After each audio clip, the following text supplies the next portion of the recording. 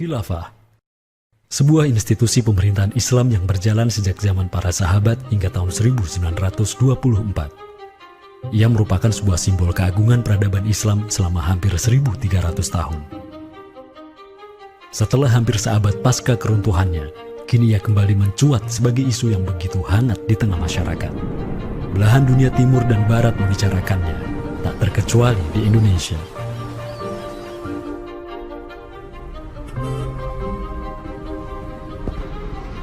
Perdebatan tentang khilafah tak terhindarkan. Apakah ia pantas diterima atau tidak di zaman modern saat ini? Kita tahu khilafah atau kehilafahan Islam itu di Nusantara bukan hal yang baru. Ya, sudah ada hubungan relasi antara kesultanan-kesultanan dan kerajaan Islam Nusantara dengan kehilafahan di Turki Utsmani atau wilayah Arab secara keseluruhan itu sejak abad ke-7.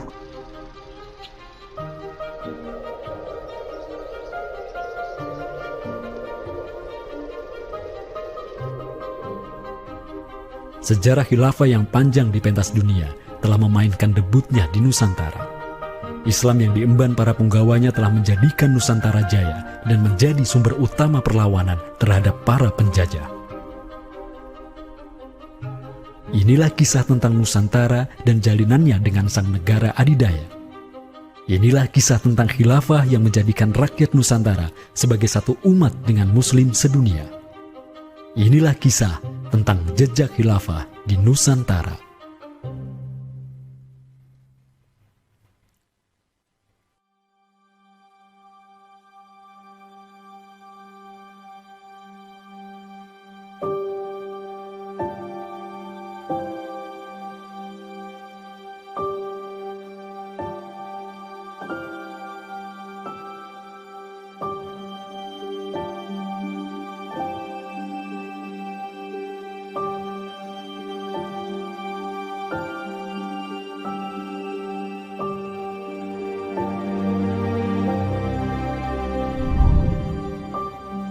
Senin, 12 Rabiul Awal tahun 11 Hijriah, bertepatan dengan tahun 632 Masehi.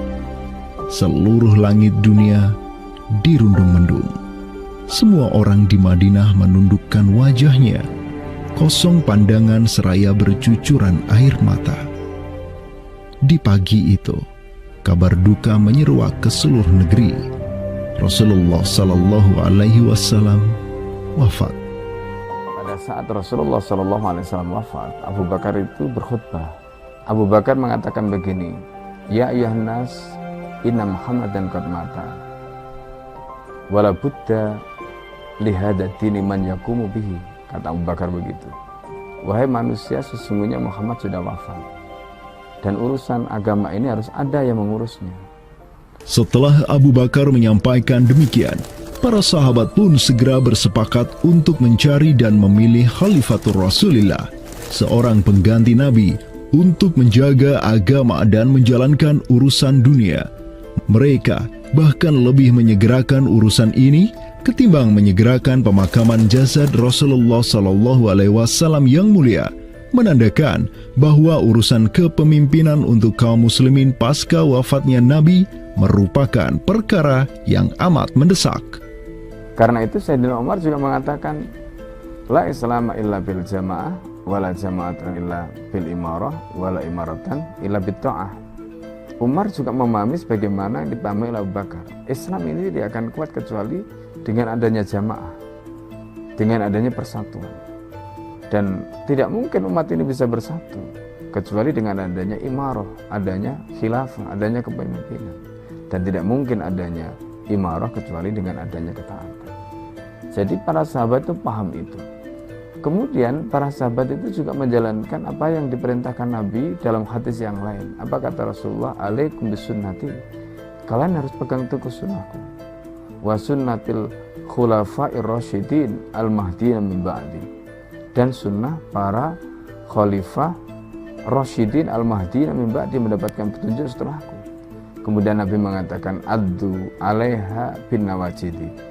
Kalian harus gigit sunnah itu dengan menggunakan gigi geram dan jangan dilepaskan. sunnah yang ditinggalkan oleh para khulafaur rasyidin itu apa? Pertanyaannya begitu. Jawabannya tidak lain adalah khilafah itu, sistem khilafah itu. Maka di Saqifah Bani Sa'idah bersepakatlah kaum muslimin untuk memilih Abu Bakar sebagai khalifah pertama untuk mengatur negara mereka yang disebut sebagai khilafah Islamiyah. Negara khilafah di bawah kepemimpinan Abu Bakar dan khalifah-khalifah setelahnya, Umar bin Khattab, Utsman bin Affan, dan Ali bin Abi Thalib cepat sekali berkembang. Mereka memperluas wilayah khilafah hingga mendobrak dua negara adidaya saat itu, Kekaisaran Persia dan Imperium Romawi. Semua aktivitas ekspansi tersebut merupakan realisasi kebijakan politik luar negeri khilafah Islamiyah, dakwah, dan jihad. Sementara di Timur Tengah sedang terjadi revolusi tauhid yang luar biasa dengan munculnya negara adidaya baru yang bernama Khilafah Islamiyah. Jauh di sebelah timur, terbentang sehamparan kepulauan yang teramat luas wilayahnya. Masing-masing pulau ini begitu hijau hutannya, mata air mengalir dengan begitu derasnya, disertai kekayaan alam yang melimpah ruah jumlahnya, baik di bawah maupun di atas tanah, baik sebelum maupun selepas pantai. Negeri itu dikenal sebagai Nusantara. Diapit oleh dua benua dan dua samudra, amatlah strategis posisi wilayah Nusantara, menjadikan ia sebagai pelabuhan dagang yang ramai, tempat bertemunya bangsa-bangsa dunia.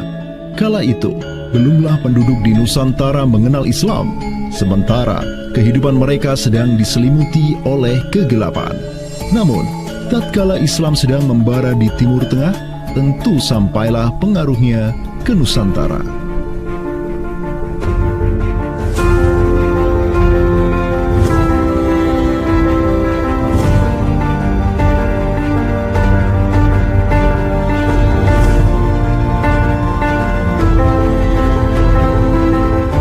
Saya ingin mengutip apa yang pernah dinyatakan oleh Buya Hamka ya di dalam buku beliau dari Perbendaharaan Lama, termasuk juga buku beliau yang judulnya Sejarah Umat Islam, yang beliau menyatakan bahwa sesungguhnya teori yang kita tahu bahwa Islam masuk ke Nusantara itu berasal dari Gujarat pada abad ke-12 sampai 15 Masehi, itu sebetulnya tidaklah tepat sepenuhnya. Karena apa? Karena Buya Hamka memiliki pandangan ataupun penjelasan terkait dengan kapan sesungguhnya Islam masuk ke Nusantara, ke Indonesia. Beliau menyatakan bahwa Islam masuk ke Nusantara itu jauh sebelum teori Gujarat.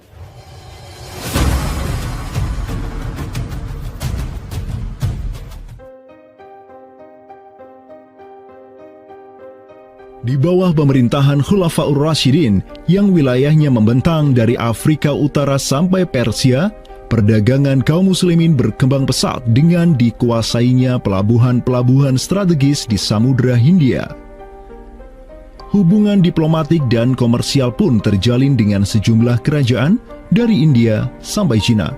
Sui Tangshu, sebuah kronik kuno dari dinasti Tang di Cina mencatat, telah datang serombongan utusan khilafah ke hadapan penguasa Cina di tahun 651 Masehi, di mana tahun tersebut merupakan masa Khalifah Utsman bin Affan. Hubungan khilafah dengan dunia timur terus berlanjut sampai di mana khilafah beralih ke pemimpinannya di bawah otoritas Bani Umayyah.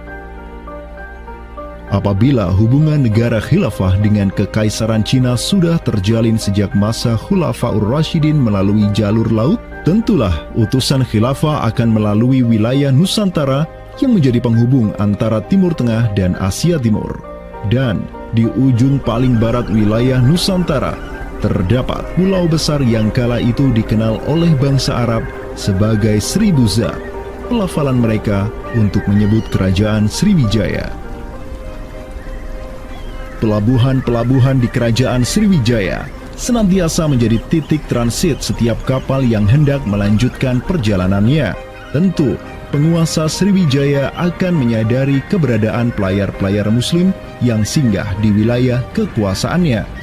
fakta bahwa kerajaan Maharaja Indravarman di Sriwijaya itu ada komunikasi dengan Daulah Umayyah, mengirim surat 2 kali yang isi suratnya itu dari raja dengan 1000 gajah ya dan sebagainya, yang menunjukkan surat menyurat seabad itu yang menunjukkan ada hubungan kekhilafahan dengan Nusantara. Dan secara historis ya sangat logis ketika itu superpower dunia adalah khilafah. Surat yang dikirim oleh Maharaja Sri Indrawarman dari Sriwijaya tersebut dialamatkan ke Damaskus, ibu kota Khilafah Umayyah yang saat itu dipimpin oleh Khalifah Umar bin Abdul Aziz. Dalam surat itu disebutkan, min malikil amlak alladhi huwa ibnu alfi malik walladhi tahtahu bintu alfi malik walladhi fi marudatihi alfu filin walladhi lahu nahrani yumbitani al-auda wal-allawha wal-jawza wal-kafura alladhi yujadu rihuhu ala masirati 12 milan ila malikil arab alladhi la yushriku billahi syai'an. Amma ba'du, fa inni qad ba'athtu ilaika bihadiyatin wa ma hiya bihadiyatin walakinnaha tahiyatun wa ahbabtu an tab'atha ilayya rajulan yu'allimunil islama wa yuwaqqifuni ala hududihi wassalam. Maka di bawah kepemimpinan sang Khalifah Umar bin Abdul Aziz, khilafah menyebarkan rahmatan lil alamin ke segala penjuru dunia, termasuk Nusantara.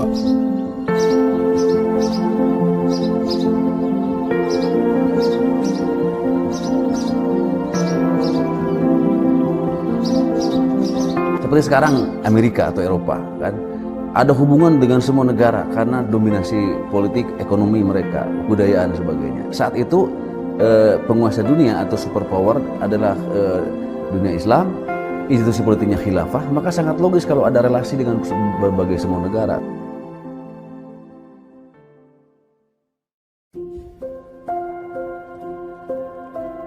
Tahun 1258, dari arah timur datanglah segerombolan pasukan yang mengerikan.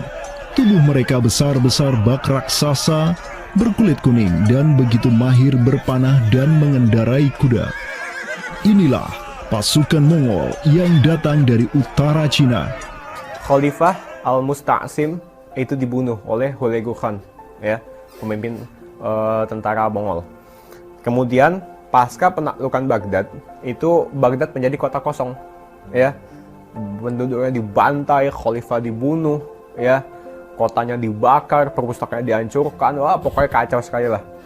Nah, tapi ternyata banyak keluarga Abbasiyah, ya, dinasti Bani Abbasiyah yang dia itu selamat dari pembantaian orang-orang Mongol, dan mereka itu akhirnya berdiaspora, mengungsi, ya.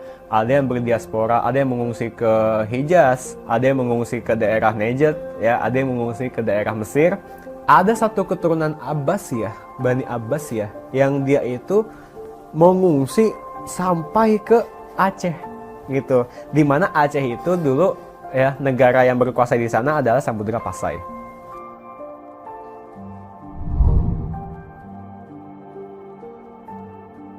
Terdapat 3 orang Bani Abbasiyah yang diketahui dimakamkan di Aceh, yakni yang pertama Sodrul Akabir Abdullah bin Muhammad Al-Abbasi, keturunan Khalifah Al-Mustaunsir Billah. Kedua, istrinya Siti Rahiman binti Malikul Mu'azzam, dan ketiga, anaknya Sodrul Akabir Yusuf bin Abdullah Al-Abbasi. Mereka bertiga dimakamkan di kompleks yang sama.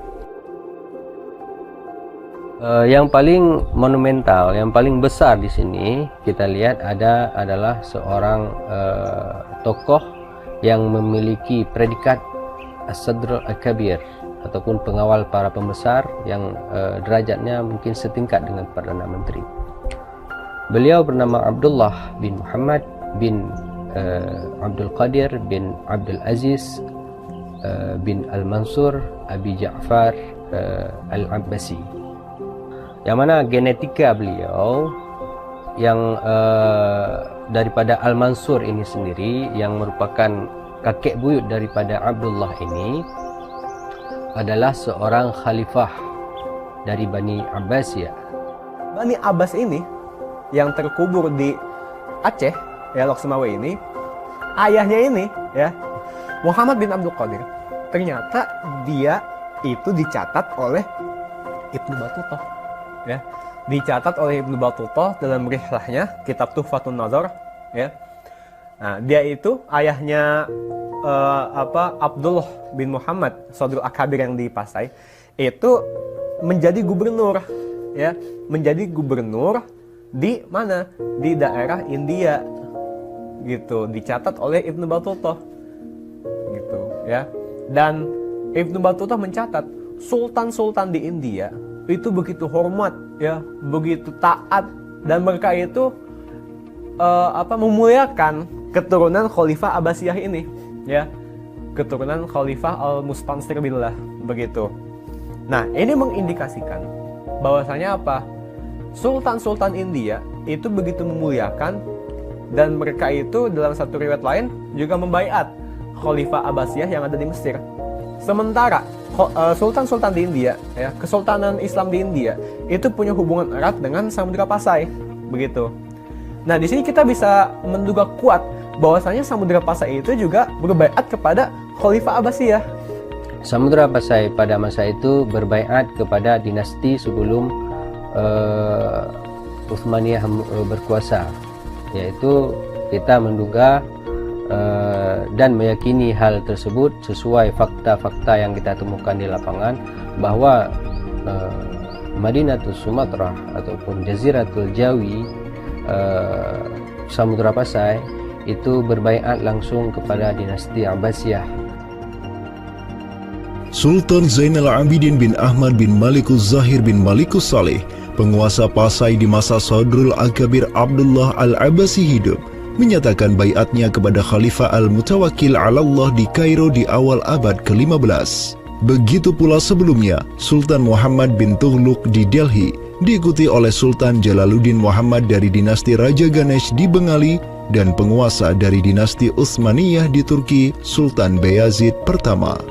Seluruh sultan di dunia Islam menyatakan baiatnya kepada Khilafah Abbasiyah semenjak gelombang badai Mongol berhasil dihentikan oleh pahlawan-pahlawan Mamluk. Pusat Khilafah Abbasiyah kini berpindah ke Kairo, Mesir, dan menjadi magnet kaum muslimin global. Dari pusat khilafah inilah dakwah Islam mulai bangkit kembali dan menggencarkan aktivitasnya dengan mengirim berbagai juru dakwah ke seluruh penjuru alam. Dengan Samudra Pasai yang mendaulatkan dirinya sebagai Darul Islam yang berbaiat kepada khalifah, Samudra Pasai mengemban tugas untuk mengubah seluruh Asia Tenggara dari Darul Kufri menjadi Darul Islam. Sultan Zainal Abidin Ra Ubabdar dibantu oleh putra Sodrul Akabir Abdullah bin Muhammad Al-Abbasi, yakni Yusuf bin Abdullah, yang di pucuk pusaranya tertera nama kakeknya Khalifah Al-Mustansir Billah, banyak menaklukkan wilayah-wilayah yang belum Islam di Sumatera dan Semenanjung Malaya. Seperti Ra Ubabdar. Ra Ubabdar itu berasal dari dua kata, Ra dan Ubabdar, yang mana artinya adalah penguasa gelombang. Ini adalah sebuah predikat yang sangat luas sebenarnya maknanya, sesuai dengan masa yang ditorehkan pada waktu tersebut, bahwa Sultan Zainal Abidin Ra Ubabdar bin Ahmad bin Muhammad bin Al-Malik Al-Salih ini adalah salah satu masa kegemilangan Samudra Pasai, yang mana kita ketahui setelah masa tersebut yang memimpin Kesultanan Sumatera adalah anak keturunan daripada beliau ini, yang jumlahnya sampai 11 orang sultan. Bergerak dan terus bergerak itu meluaskan dakwah Islamnya sampai ke pulau-pulau. Itu masa Zainal Abidin Ra Ubabdar, terutama penakluk gelombang yang dijuluki beliau itu melebarkan sayap itu sampai ke seluruh Asia Tenggara. Digelarilah Sultan Zainal Abidin Pasai dengan sebutan Ra Ubabdar, bahasa Persia untuk gelar sang penakluk gelombang, karena dengan arungan pasukannya yang luar biasa di atas gelombang laut Nusantara, ia membuka banyak sekali wilayah, seperti Malaka misalnya, di mana di sanalah Sultan Zainal Abidin Ra Ubabdar menempatkan putranya Sultan Mansur sebagai penguasa Darul Islam Malaka. Kesultanan Samudra Pasai banyak pula mengirimkan juru dakwahnya untuk meminta penguasa-penguasa Nusantara lain agar menerima Islam. Salah satu juru dakwah tersebut dikirim ke Jawa Timur, pusat pemerintahan rezim yang mendominasi wilayah Nusantara saat itu, Kerajaan Majapahit.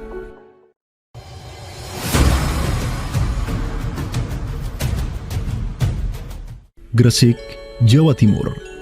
Di kota yang hanya berjarak 60 km dari Trowulan, ibu kota Kerajaan Majapahit, terbaring jasad mulia di atas pusara marmer yang begitu indah.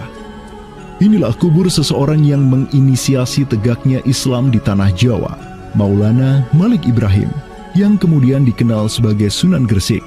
Malik Ibrahim adalah seorang yang berkedudukan tinggi di lingkaran kuasa Samudra Pasai, terlihat dari gelarnya yang bertajuk Umdatus Salatin wal Wuzara, pondasi para sultan dan wazir, di mana gelar tersebut adalah gelar untuk wakil Sultan Samudra Pasai sebagaimana yang dicatat oleh Ibnu Batutah. Gelarnya yang lain seperti Burhanud Daulah Waddin, penerang negara dan agama, adalah gelar yang disematkan kepadanya selayaknya gelar-gelar yang diberikan Khilafah Abbasiyah kepada pejabat-pejabat penting daulah, sebuah gelar yang begitu politis sekaligus agamis.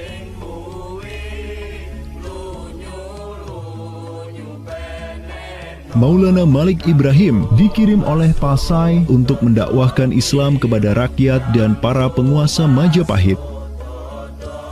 Banyak orang-orang dari kesultanan ini, Kesultanan Samudra Pasai, yang itu berbaiat langsung ke khalifah, itu mengirim orang-orang atau orang-orang Pasai itu banyak bermigrasi ke daerah-daerah lain di Nusantara. Misalkan ya, kalau kita perhatikan makam tertua ya, salah satu makam tertua di Jawa yang sekarang terletak di Gresik, siapa orangnya ya? Pemilik makam ini itu adalah Maulana Malik Ibrahim.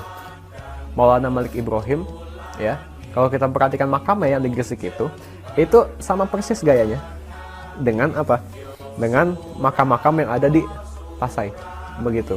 Nah, ini merupakan bukti bahwasanya Sunan Gresik itu pernah ada di Pasai ya, dan dia itu ya tahu sendirilah ya, bahwasanya Maulana Malik Ibrahim yang kemudian dikenal juga sebagai Sunan Gresik itu merupakan salah satu dari Wali Songo. Bersama kakek, paman, keponakan, cucu cicit dan murid-murid pilihannya yang kemudian disebut Wali Songo, Maulana Malik Ibrahim berdakwah di Jawa dan menyebarkan Islam di kalangan penduduknya. Mereka mendapat sokongan penuh dari negara yang berkuasa di Samudra Pasai, kesultanan yang berbaiat kepada Khilafah Abbasiyah. Dakwah mereka terus berkembang, perlahan namun pasti, dan mulai melumat persendian kuasa Majapahit yang mulai keropos akibat kekacauan internal mereka sendiri.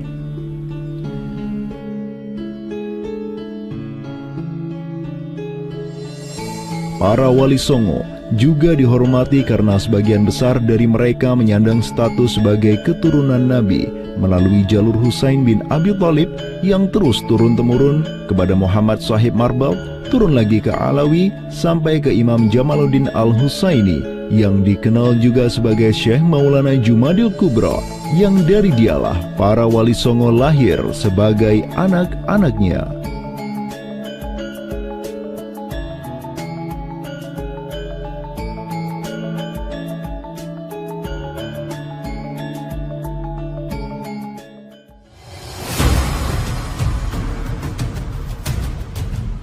Bertolak dari Gresik, dakwah para wali menyebar ke kota-kota lainnya di Pulau Jawa, bahkan sampai keluar Jawa seperti Maluku, Ternate, Makassar, Kalimantan, dan sebagainya.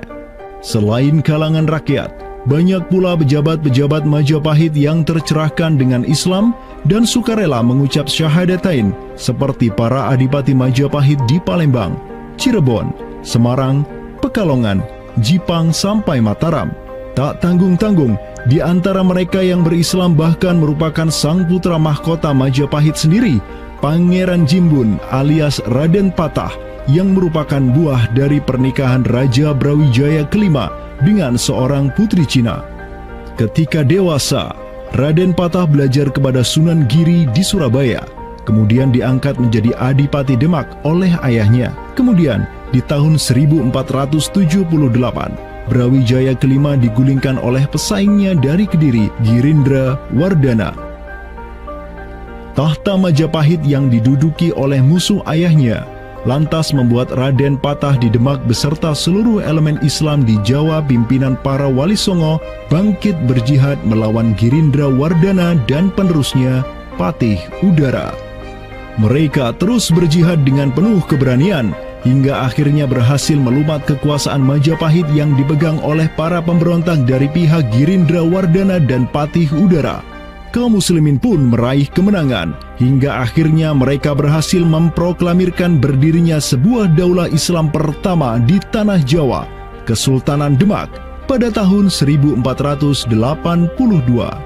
Digelari Raden Patah sebagai Senopati Jimbun Ningrat Ngabdurrahman Panembahan Palembang Saidin Panatogomo, atau dengan gelarnya dalam bahasa Arab Sultan Syah Alam Akbar Al-Fatah. Dialah Sultan yang telah memfutuhat Jawa menjadi Darul Islam.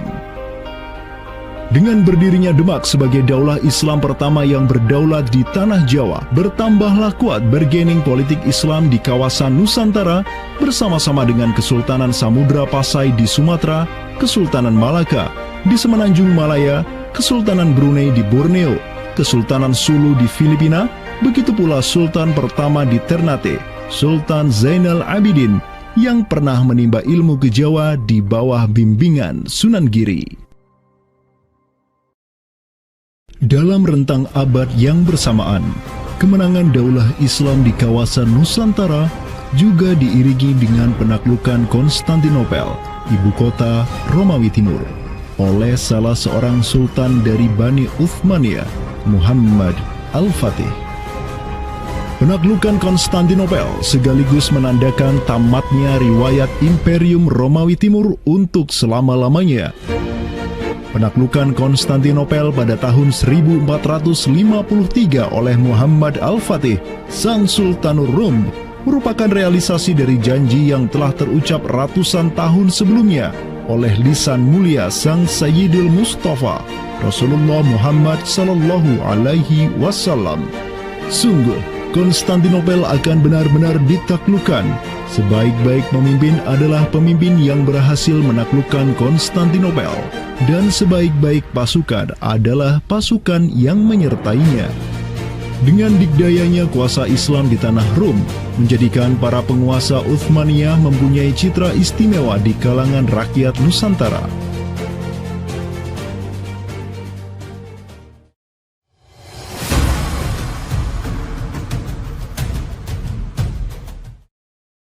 Namun demikian, dikala penaklukan demi penaklukan sedang digencarkan oleh tentara Islam mulai dari Rum sampai ke Nusantara, penaklukan yang sama juga digencarkan oleh tentara Kristen di ujung paling barat dunia Islam, Andalusia.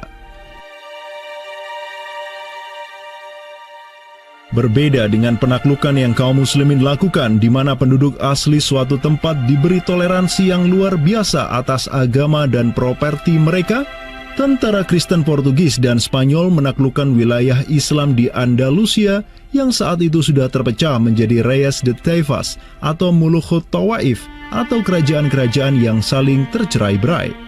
1492, kekuasaan Islam terakhir di Andalusia, Granada, berhasil ditaklukkan oleh suami istri yang menjadi penguasa Spanyol, Fernando de Aragorn dan Isabella de Castilla.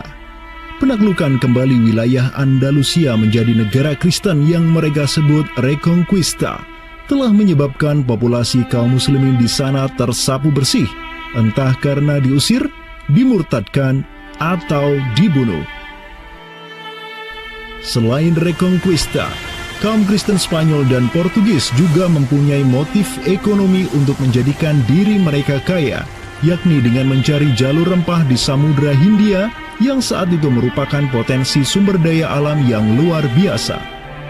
Program mereka untuk mencari rempah di Samudra Hindia mereka sebut sebagai Estado da India. Kita sering dengar dengan istilah 3G gitu kan. Glory, Gospel, dan Gold gitu kan. Jadi ya mereka ingin ekspansi, mereka ingin menyebarkan misi agama mereka, dan mereka juga ingin mencari gold. Goldnya di sini adalah justru adalah rempah gitu kan. Begitulah betapa berharganya rempah pada saat itu, sampai 1 gram pala dihargai dengan 2 gram emas gitu kan.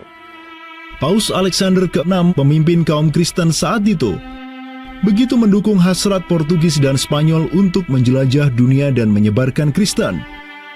Maka, berangkatlah gelombang penjelajah Portugis yang disertai pasukan dan senjata untuk menaklukkan dunia Islam di Samudra Hindia.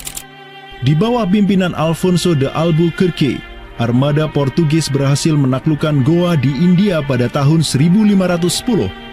Dan setahun kemudian, berhasil sampai ke Malaka, merebut pelabuhan strategis itu dari Sultan Mahmud Syah yang memerintah tempat tersebut. Dengan bercokolnya Portugis di Nusantara, dimulailah babak baru sejarah Islam di kawasan ini.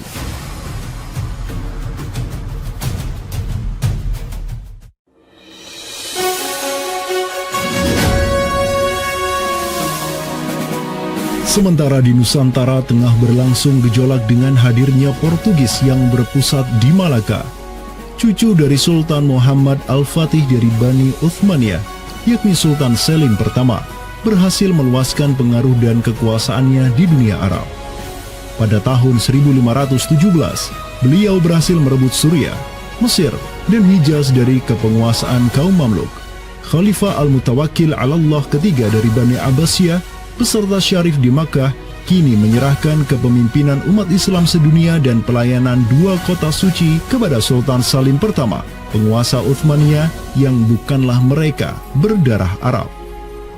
Perlu dicatat bahwa penjelasan tentang Al-A'immatu fi Quraisyin itu, kalau kita merujuk kepada kitab Ar-Rawdah, Rawdatul Talibin wa Umdatul Muftin, memang ada hal yang menarik di sini. Di satu sisi ada mengatakan bahwa syarat khalifah itu harus Quraisy.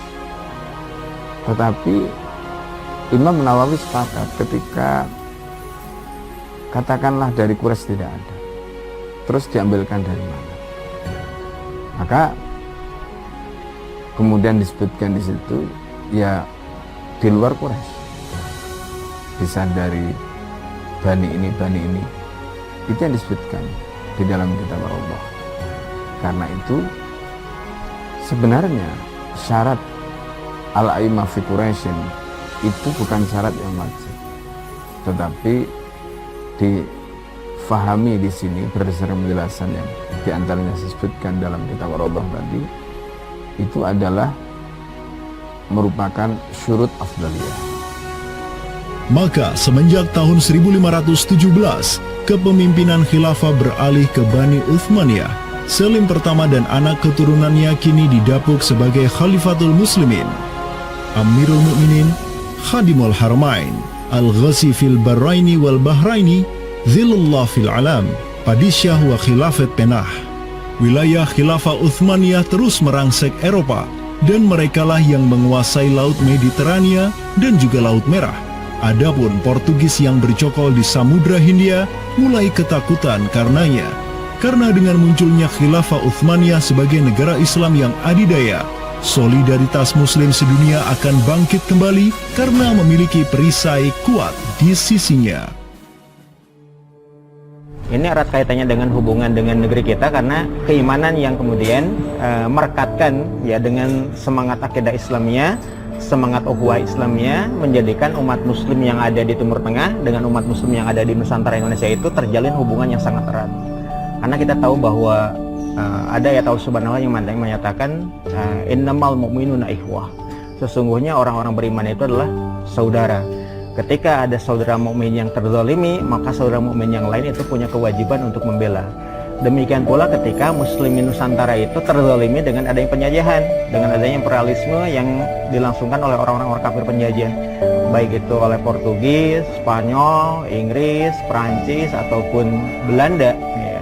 Maka kemudian Muslim yang ada di Timur Tengah yang pada waktu itu masih memiliki kepemimpinan yang tunggal untuk seluruh dunia, yaitu Khalifah, itu juga turut ya memperhatikan, turut mendukung, turut memperjuangkan pembebasan ataupun kemerdekaan bagi bangsa Muslim Nusantara. Kenapa? Ini semangat jihad di antara kaum Muslim yang dihubungkan dengan semangat keimanan atau akidah Islam yang tadi. Kenapa? Yang namanya mukmin itu adalah kal jasadil wahid, ya, satu tubuh. Ketika bagian tubuh yang lain itu teraniaya, maka tubuh yang lain pun punya kewajiban untuk membelanya ataupun juga ikut merasakan penderitaan yang dialami oleh bagian tubuh kaum Muslim yang lain.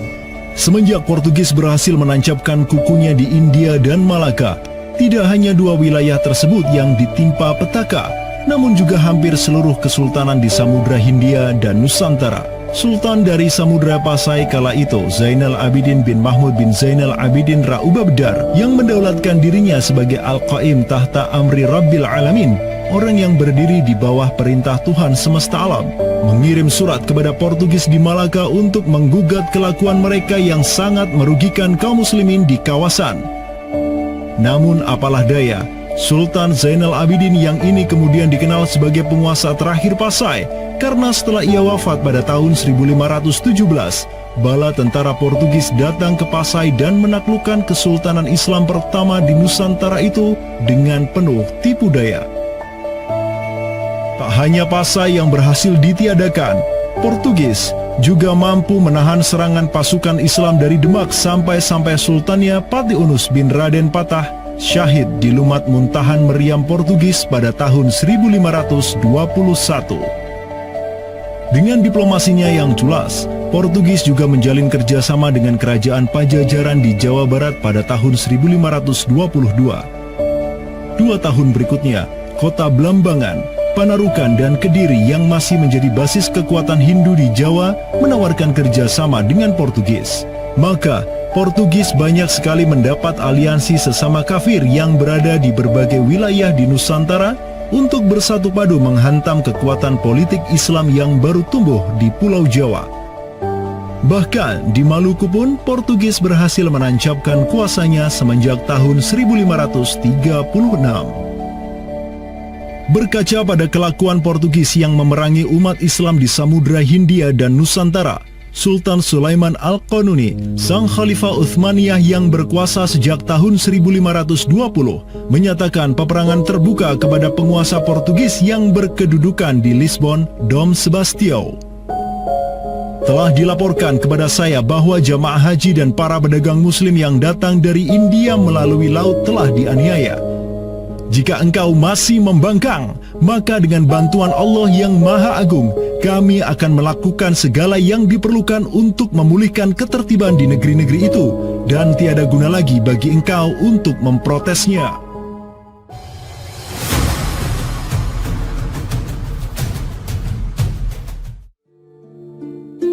Penjaga kedaulatan Islam di Sumatera yang harum selama ratusan tahun, Samudra Pasai, kini sudah sirna di bawah kungkungan Portugis. Namun, harapan kemenangan itu masih ada.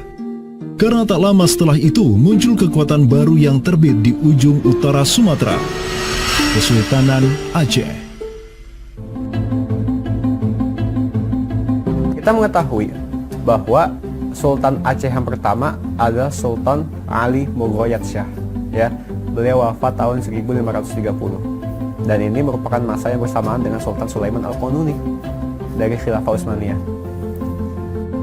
Prestasi Sultan Ali Mughayat Shah telah dicatat dengan tinta emas sejarah. Kegemilangan Sultan Aceh pertama itulah yang direkam Syekh Ahmad Zainuddin Asy-Syafi'i Al-Malibari, yang merupakan murid dari ulama tersohor Ibnu Hajar Al-Haytami. Dalam kitabnya Tuhfatul Mujahidin fi Ba'di Akhbaril Burtukaliyin, Syekh Zainuddin Asy-Syafi'i menulis, dan mereka Orang-orang Portugis, semoga Allah mengalahkan mereka, mendatangkan berbagai barang dari negeri-negeri yang jauh. Mereka menjadi ramai dan bertambah banyak di kawasan. Para penguasa berbagai pelabuhan menuruti kehendak mereka sehingga mereka sepenuhnya menguasai pelabuhan-pelabuhan tersebut. Pelayaran hanya dapat dilakukan dengan jaminan keamanan dari mereka. Perdagangan dan kapal-kapal mereka bertambah banyak dan sebaliknya, perdagangan muslimin di luar kapal-kapal dan benteng-benteng yang mereka bangun makin merosot. Tiada seorang pun yang dapat merebut kota-kota pelabuhan itu selain Sultan yang mujahid, Ali Al-Aisy. Semoga Allah menerangkan kuburnya. Karena Sultan Ali Al-Aisy lah yang telah membuka Sumatera dan menjadikannya Darul Islam. Semoga Allah membalas kebaikannya untuk kaum muslim dengan sebaik-baik balasan. Kalau kita perhatikan makam Sultan Ali Mugoyatsyah, di situ ada kalimat menarik yang terpampang di inskripsi makamnya. Al-Ghazi fil barri wal bahri yansuruhullah. Ya. Bahwasanya Sultan Ali Mugoyatsyah itu juga dikenal sebagai Al-Ghazi, ya, petarung fil barri wal bahri. Selama masa Sultan Alauddin Riayat Shah Al-Qahar, Aceh melancarkan serangan besar-besaran ke Malaka demi menghancurkan Portugis. Serangan-serangan itu dilaksanakan pada tahun 1537, 1564, dan 1568. Pada serangan yang ketiga di tahun 1568, armada raksasa berkekuatan 15.000 Ghazi Aceh, 400 Janissaris dari Khilafah Uthmaniyah, dan 200 meriam monster karya para ahli senjata Uthmaniyah berangkat ke Malaka yang dikomando langsung oleh Sultan Alauddin Riayat Shah Al-Qahar. Portugis yang bercokol di Malaka benar-benar kewalahan dan hancur berantakan ketika diserang bertubi-tubi oleh pasukan Aceh.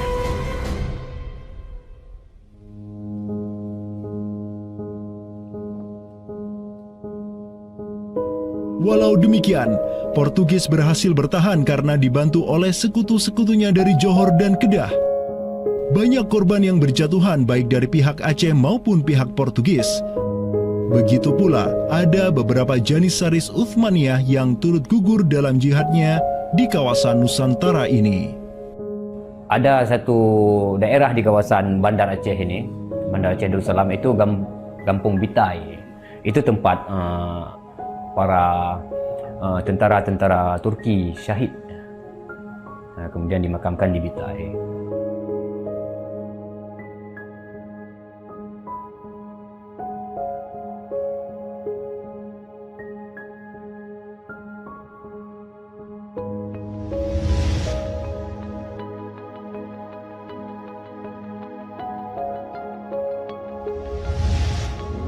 Mungkin kita melihat juga dari segi numismatik atau mata uangnya, banyak sekali dirham-dirham Turki Utsmani kita temukan di sini.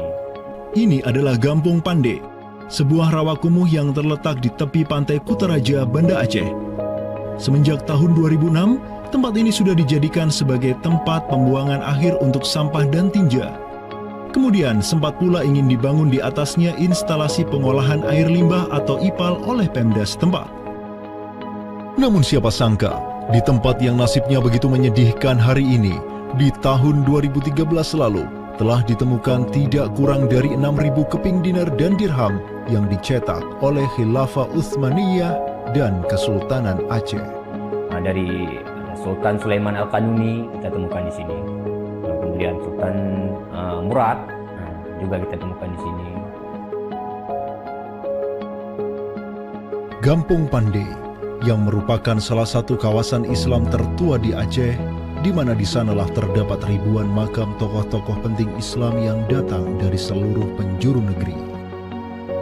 Dan beginilah nasibnya sekarang, terhinakan oleh orang-orang yang melupakan sejarah besarnya, tak tersentuh oleh peradaban modern yang durhaka kepada sejarah Islamnya. Walau demikian, kenangan tentang mereka takkan pernah hilang dan akan terus teringat oleh anak cucu kita. Mereka akan terus mengingat bahwa orang tua kita dahulu, para penguasa kita yang soleh dulu, pernah menyatakan baiatnya kepada Amirul Mukminin, khalifahnya umat Rasulullah Sallallahu Alaihi Wasallam. Inilah kubur orang yang dirahmati lagi diampuni. Dialah Al-Ghazi, sang petarung di jalan Tuhan semesta alam, penentang kaum kafir dan musyrikin, pecinta kaum fakir dan miskin, Sultan Alauddin Riayat Syah, naungan Allah di muka bumi, putra Sultan Ali Mughayat Syah. Semoga Allah menyiramkan rahmat ke atas pusaranya dan menjadikan surga tempat kediamannya.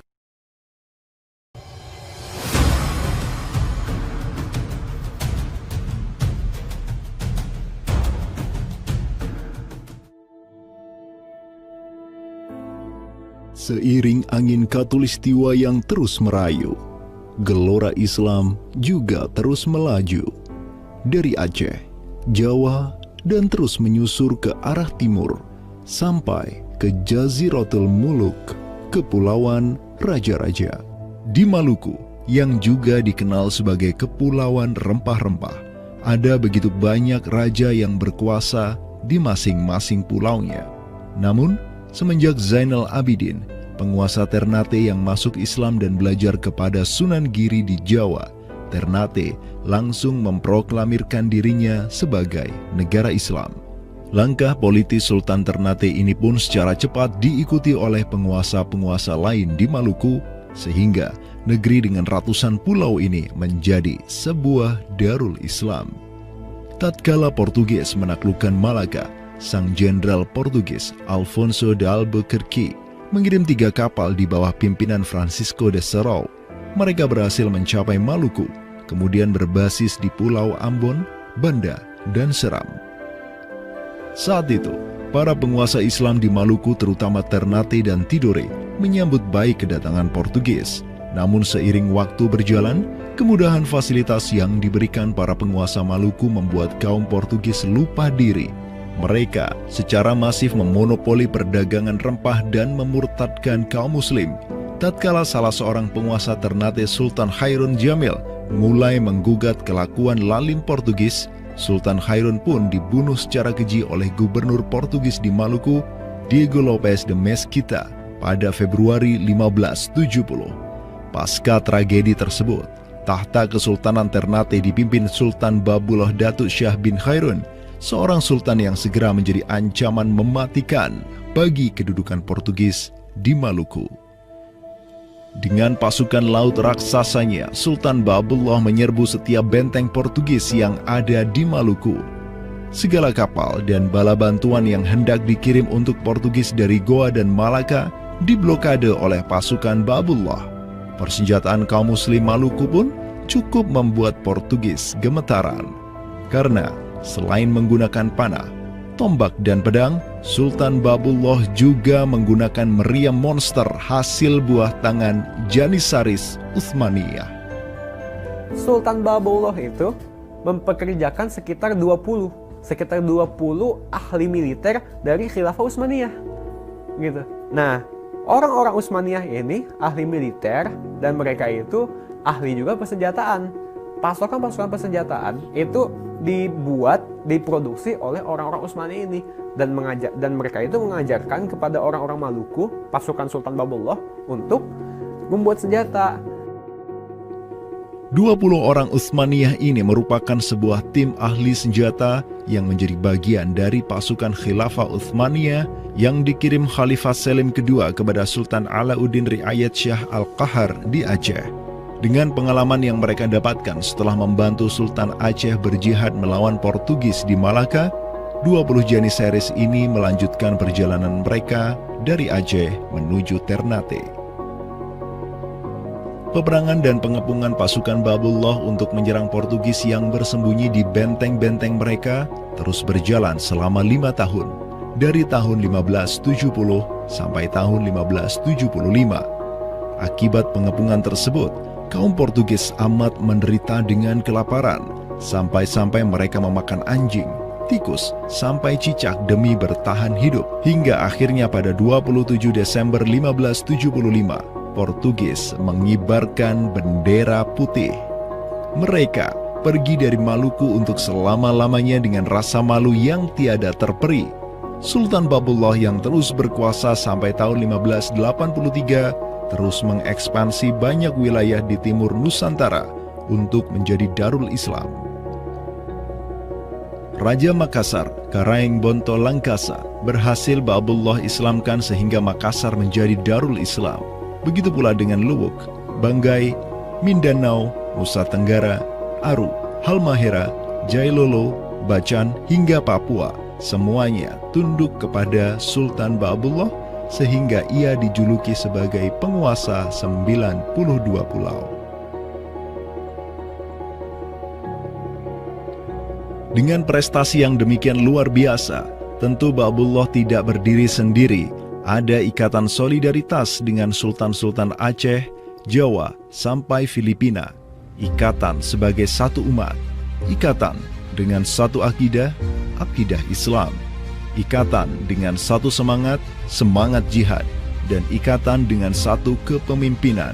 Karena seluruh sultan di Nusantara tunduk dan begitu hormat pada Khilafah Utsmaniyah.